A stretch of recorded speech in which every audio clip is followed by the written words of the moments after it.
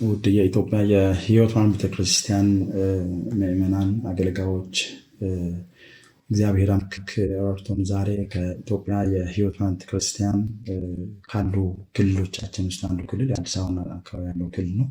ዛሬ ያሳለፍነው በኢትዮጵያ የሕይወት ብርሃን ቤተክርስቲያን አዲስ አበባ ከተማና አካባቢ ያሉ የክልል መሪዎች፣ የአጥቢያ መሪዎች ጋር አብረን ያሳለፍነውና ከእግዚአብሔር ቃል አንድ ስፍራ ነብና ጥቂት ነገሮችን መናገር እፈልጋለሁ። የዘዳግም መጽሐፍ ምዕራፍ 10 ከቁጥር 9 ላይ ስለዚህ ለሌዊ ከወንድሞቹ ጋር ክፍልና ርስት የለውም፣ አምላክ እግዚአብሔር እንደተናገረው እግዚአብሔር ርስቱ ነው ይላል።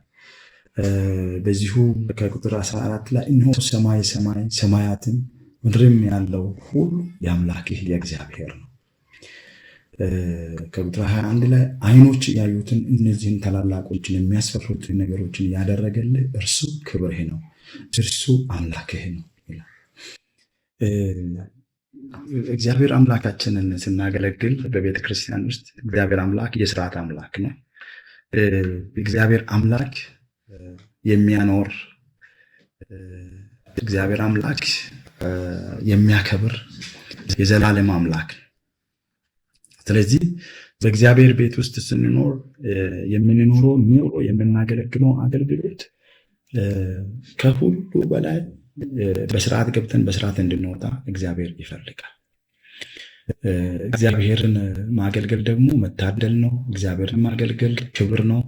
በዚህ አሁን ባነበብነው በዘዳግም ምዕራፍ 10 ከቁጥር 9 ጀምሮ ስናይ የእስራኤል ልጆች ከግብፅ ወጥተው ወደ ተስፋይቱ ምድር ሲሄዱ ሙሴ ለልጆቹ የተናገረው ቃል አሁን ላለው ትውልድ እግዚአብሔር ያኖራል፣ እግዚአብሔር ርስታችሁ ነው፣ ሀብታችሁ እግዚአብሔር ነው፣ ክብራችሁ ደግሞ እግዚአብሔር ነው። ሰው በተለያየ ምክንያት ይከበራል፣ ግን እንደ እግዚአብሔር የሚያከብር በምድር ላይ የለም። እግዚአብሔር ብቻውን ክብራችን ነው፣ እግዚአብሔር ብቻውን አምላካችን ነውና ባለፈው ከአንድ 20 ቀን በፊት የኢትዮጵያ የሕይወት ብርሃን ቤተክርስቲያን 81ኛ ጠቅላላ ጉባኤ ነበረን።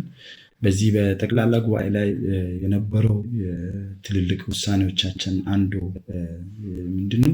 የአገልጋዮችና የጡረታ የማህበራዊ ዋስትናን በተመለከተ በቤተክርስቲያን ውስጥ መኖሪያችን እግዚአብሔር በሆነም ወደፊት ግን ለምንኖረው ኑሮ ለልጆቻችን የሚያኖራቸው ለአገልጋዮች አሁን የምናስቀምጠው ቤተክርስቲያን የምታስቀምጠው ገንዘብ አይደለም፣ ግን የሚመጣው ትውልድ አባቶቻችን ሲያገለግሉ የነበሩበት ቤተክርስቲያን እንደዚህ ነገር እያደረገች ነው ብሎ ነገ ቤቱን ሰዎች ወጣቶች እንዳይጠሉ የእግዚአብሔርን ታላቅነት ያገለገለ አባታችን ያገለገለው ቤተክርስቲያን ይህንን መታሰቢያ እያደረገች ነው ብሎ ለማለት እንጂ ነገ ለልጆቻችንም ይሆን ለእኛም ይሆን ትልቁ መኖሪያችን እግዚአብሔር ነው። ስለዚህ ይህንን ክትትል ፕሮግራም የሚከታተሉ ወንድም እህቶቻችን ይሄ በተለይ የአገልጋዮችና የጡረታ ማህበራዊ ዋስትናን በደንብ አጠናክሮ እንዲሄዱ ዛሬ የተነጋገርንበት ፕሮግራም ስለሆነ ይህንን ፕሮግራም የምትከታተሉ የምትሰሙ አጥቢያ መሪዎች፣ ክልል መሪዎች አጠናክራችሁ የአገልጋዮችን እና የሰራተኞችን የጡረታ ማህበራዊ ዋስትናን ፎርም ሞልቶ በቤተክርስቲያናችን ውስጥ ተጠናክሮ እንዲሄድ እንፈልጋለን። ሌላው ደግሞ ጌታ አንድን ሰው ሲጠራው ወደ አገልግሎት ሲመጣ ሙሉ ጊዜውን ሰጥቶ የሚያገለግል አገልጋይ የሚያኖረው ጌታ ነው። ግን ቤተክርስቲያን ለዚህ ለሚያገለግለው አገልጋይ ቀለብ መስፈር አለበት።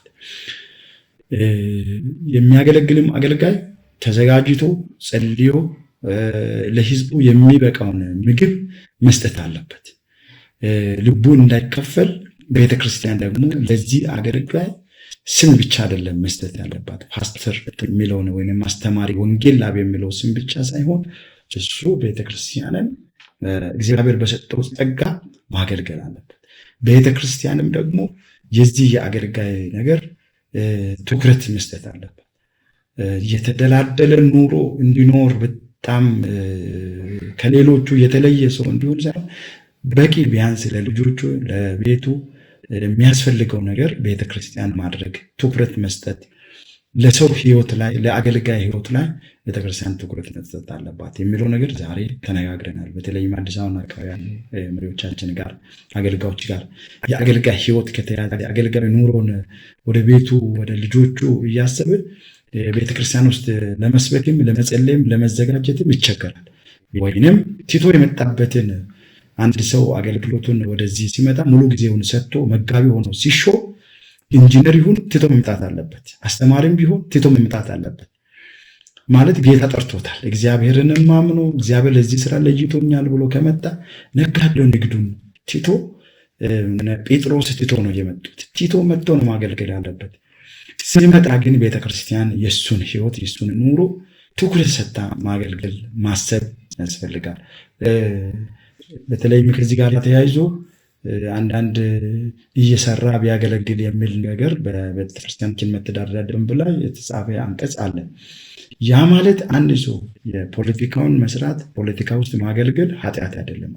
የጽድቅ ተጽዕኖ እያመጣ መስራት አለ። ነጋዴው በንግዱ በጣም ጠንክሮ ማገልገል አለበት። አገልግሎት ስለሆነ ቤተክርስቲያን ውስጥ ጠንክሮ ማገልገል አለበት። ንግዱን ሌላውን መንግስት ስራ የሚሰራ የግሉ ስራ የሚሰራ በጣም ጠንክሮ መስራት አለበት። ግን ሁለቱንም ይዤ እሄዳለሁ እዚህ መጥቶ ስም ብቻ ይዞ ፓስተር ይባላል እዚህ ቸርች ውስጥ ግን ቀለብ አልፈልግም ከቤተክርስቲያን ኑሮን ከሌላ ቦታ እኖራለሁ ካለ ሙሉ ሰው ሊሆን አይችልም። ሙሉ ሰው የሚሆነው በቃ ወደ እግዚአብሔር ቤት ከመጣ ወደ አገልግሎቱ ከመጣ እግዚአብሔር ያኖረኛል፣ ይመግበኛል፣ ርስቴ እሱ ነው፣ ክብሬ እሱ ነው ብሎ ከመጣ ያገልግል። መንግስት ስራ ፓስተር ሳይባል ወንጌላዊ ሳይባል ቸርች ውስጥ እረኛ ሆኖ ማገልገል ይችላል። አስተማሪ ሆኖ ማገልገል ይችላል። ግን የቤተ ክርስቲያን ሹመት የክብር አይደለም፣ ወይንም የዝና ቦታ አይደለም። ሐዋርያነት፣ ነቢይነት አገልግሎቱ ከሆነ እዛ ያለውን ሌላውን አገልግሎት ወይንም ሌላውን ኃላፊነት ቲቶ መጥቶ ቤተክርስቲያን ውስጥ መሾም አለበት። ከተሾመ በኋላ ደግሞ ቤተክርስቲያን ለዚህ አገልግሎት የሚያስፈልገውን የእሱን ጥያቄ የሚመልስ ነገር ማድረግ አለበት። ሌላው የሚያኖረው እግዚአብሔር እንደሆነ እሱ ማወቅ አለበት ብዬ የማስበው የተነጋገርነው ይሄ ነው። እግዚአብሔር ያኖራል። በሩን የሚከፍት እግዚአብሔር ነው። እንጀራን የሚሰጥ እግዚአብሔር ነው። እግዚአብሔር የከፈተውን በር ማንም ሊዘጋው አይችልም። ግን ልቡ እየተከፈለ ውጤታማ ይሆናለሁ ብሎ ለማለት ስለሚቸገር ከመጣ እግዚአብሔርን ማገልገል አለበት በሙሉ ህይወት። እኔ አሁን እዛ ቦታ ሌላ ሱቅ ከፍቼ ማደያ ከፍቼ እና በዚህ ቸርች ላይ መጋቢ ሆኜ ይከብዳል ወይ? ለሚስቱ ከፍቶ ወይንም ለልጆቹ ከፍቶ ያንን አገልግሎት የሚደግፉበት ነገር ማድረግ አለበት ብዬ አስባለሁ። የግድ ፓስተር መባል ደግሞ ለምን አስፈለገ? መንጋው ባለበት ሆኖ ነው። አንዳንዱ እየሄደ ሌላ ቦታ ሆኖ መንግስት ላይ እየሰራ እሱ ጅማ ነው ያለው፣ ቸርቹ ያለችው አዲስ አበባ ነው። አጥቢያ ያለችው ባህር ዳር ነው፣ እሱ ያለው አዲስ አበባ ነው። ግን ስም ነው ይዞ የሚዞረው። እንደዚህ አይነት መሆን ተገቢ አይደለም። እግዚአብሔር ታማኝ ነው። እግዚአብሔር ያኖራል። ክብራችን ደግሞ ስማችን አይደለም። የኛ ክብር እግዚአብሔር ነው ብዬ አምናለሁ። እና በስርዓት መሄድ በስርዓት መግባት ክብር ነው።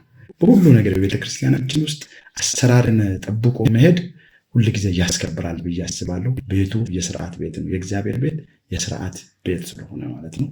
አመሰግናለሁ።